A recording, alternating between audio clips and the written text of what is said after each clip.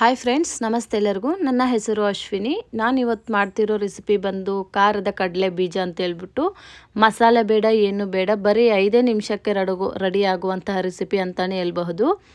ಬನ್ನಿ ಯಾವ ರೀತಿ ಮಾಡೋದು ಅಂತ ನೋಡೋಣ ಬನ್ನಿ. ಫಸ್ಟಿಗೆ ನಾನು 1 ಕಪ್ ಆಗುವಷ್ಟು ಕಡಲೆ ಬೀಜ ತಗೊಂಡು ಚೆನ್ನಾಗಿ ಫ್ರೈ ಮಾಡ್ಕೊಂಡಿದ್ದೆ. ಹಾಗೆ ರುಚಿಗೆ ತಕ್ಕಷ್ಟು ಉಪ್ಪು ಮತ್ತು ಖಾರದ ಪುಡಿ ಮತ್ತು ಒಂದು ಚಿಟಿಕೆ ಆಗುವಷ್ಟು ಅರಿಶಿನ ಪುಡಿ ಹಾಕ್ಕೊಂಡು ಅದು ನೀರಲ್ಲಿ ಸ್ವಲ್ಪ ಮಿಕ್ಸ್ ಮಾಡಿಕೊಂಡು ಹಾಕ್ಕೊಂಡು ಚೆನ್ನಾಗಿ ಫ್ರೈ ಮಾಡ್ಕೊತಾ ಇದ್ದೀನಿ.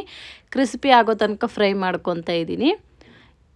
ಈ ಮಳೆಗಾಲದಲ್ಲಂತೂ ಚೆನ್ನಾಗಿ ಇರುತ್ತೆ ಮತ್ತು ಇವಾಗ ಮಾಡ್ಕೊಂಡು ತಿಂದರೆ ಬೆಚ್ಚಗೂ ಇರುತ್ತೆ, ಚೆನ್ನಾಗಿರುತ್ತೆ. ಇದು ನೀವೊಮ್ಮೆ ಟ್ರೈ ಮಾಡಿ ನೋಡಿ, ಚೆನ್ನಾಗಿರುತ್ತೆ. ಮತ್ತು ಹೆಂಗಿರುತ್ತೆ ಅಂತ ಕಾಮೆಂಟ್ ಮಾಡಿ. ಇಷ್ಟವಾದಲ್ಲಿ ಈ ವಿಡಿಯೋ ಲೈಕ್ ಮಾಡಿ, ಶೇರ್ ಮಾಡಿ.